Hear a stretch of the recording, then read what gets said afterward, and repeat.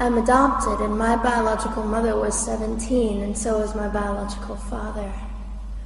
She was 7.5 months pregnant when she decided to go to Planned Parenthood, which is the largest abortion provider in the world, and they counseled her to have a late-term saline abortion, which is a saline salt solution that is injected into the mother's womb. The baby gulps that solution, it burns the baby inside and out, and then she is to deliver a dead baby within 24 hours. And to everyone's great shock and surprise, I didn't arrive dead but alive on April the 6th, 1977, in a Los Angeles County abortion clinic.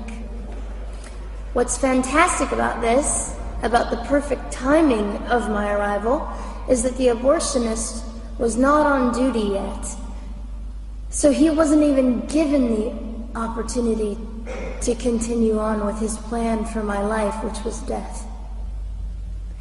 And I know that I am in a government building, and a beautiful one it is, and I love your country as well as my own. But I know in the age that we live in, it is not at all politically correct to say the name of Jesus Christ in places like this. To bring him into these sorts of meetings, because his name can make people so terribly uncomfortable.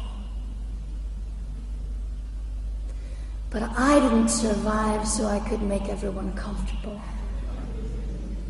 I survived so I could stir things up a bit. And I have a great time doing it.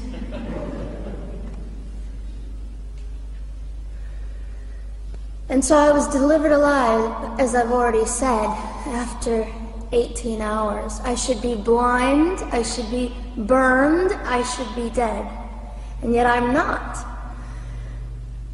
You know what is fantastic vindication is the fact that the abortionist had to sign my birth certificate.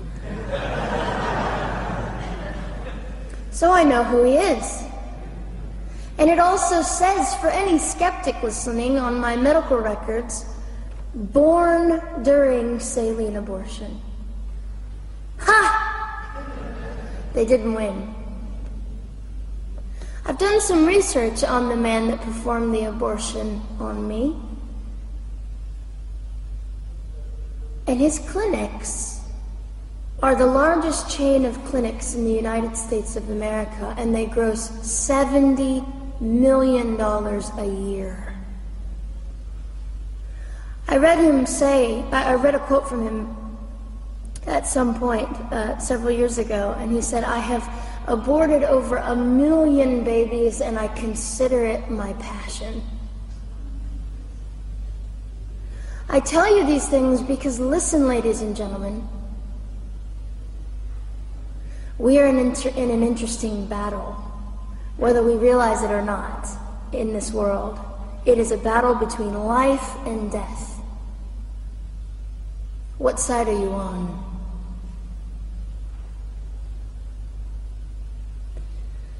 So a nurse called an ambulance and had me transferred to a hospital, which is absolutely miraculous. Generally, the practice at the time, and up until 2002, was, in my country, was to end the life of an abortion survivor by strangulation, suffocation, leaving the baby there to die, or throwing the baby away.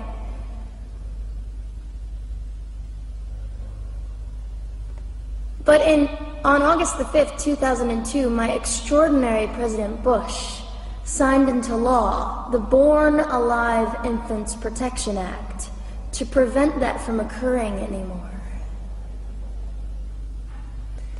You see, we're playing for keeps. We're playing I'm hoping to be hated by the time that I die, so that I can feel God about me and understand what it was to be hated. He was hated. Christ was hated. And not that I look forward to being hated, but I know along my journey, I know I'm already hated because I declare life. I say, you didn't get me. The silent Holocaust didn't win over me. And my mission, ladies and gentlemen, among many things, is this: to infuse humanity into a debate that we have just compartmentalized and set on a shelf and said it is an issue. We have removed our emotions. We are becoming harder. Do you really want that? How much are you willing to take, and how much are you willing to risk to speak the truth in love and graciousness and stand up and at least be willing to be hated? Or at the end of the day, is it all about you or me? And so, after that, I was placed in an emergency foster care home, where they decided they didn't like me very well, and as I'm fond of saying, I don't know how you could not adore me right from the start. What is wrong with these people? But they didn't. You see, I've been hated since conception by so many, and loved by so many more, but most especially by God. I'm his girl. You don't mess with God's girl. I got a sign on my forehead that says, you better be nice to me because my Father runs the world. So after I was placed in the mean home, I was taken out of the mean home and placed into another home, a beautiful home, Penny's home. And she said by this time I was 17 months old, 32 pounds of dead weight, and diagnosed with what I considered to be the gift of cerebral palsy, which was caused directly by the lack of oxygen to my brain while I was trying to survive.